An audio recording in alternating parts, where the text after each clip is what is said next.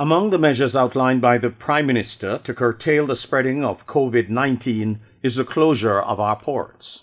With effect from 11:59 p.m. on Saturday, March 21, 2020, and for a period of 14 days in the first instance, Jamaica's air and seaports will be closed to incoming passenger traffic, outgoing passenger and cargo.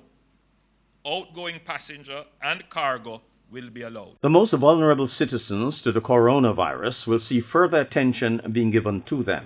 That there will now be increased emphasis in relation to the elderly and persons at risk by virtue of pre-existing medical conditions.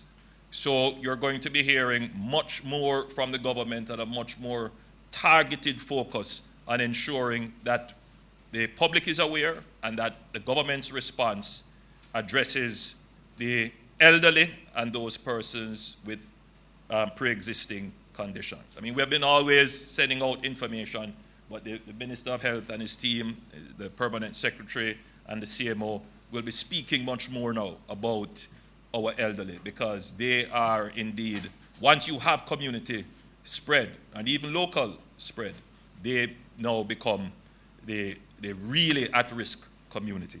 And in order not to be overwhelmed by the spreading of the virus, the government is including other stakeholders. We will be utilizing our final year medical students. We had discussed final year medical students in relation to supporting clinical and surveillance activities of the Ministry of Health. We need all the help we can get so that we are able to cover as much ground as possible in ensuring that we can actually contain the spread for as long as possible. And we also agreed to the establishment of a quarantine center at the University of the West Indies. The Minister of Health, Dr. Tufton, outlined who the latest patients are.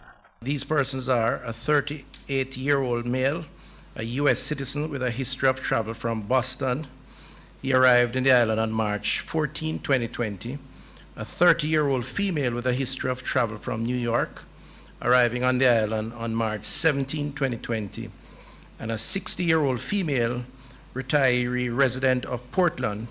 And this case remains under investigation in terms of the connection with someone who came into the island with the virus. The ministry is urging passengers who traveled on recent JetBlue flights to make contact immediately.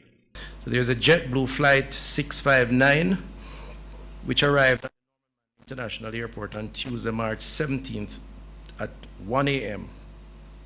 JetBlue flight 2959, which arrived at the Norman Manley International Airport on Thursday, March 12th at midnight, and the JetBlue flight B2893, which arrived at the Donald Sangster International Airport at 2:14 p.m. on March 14th, all of course 2020. Michael Sharp, Frontline News.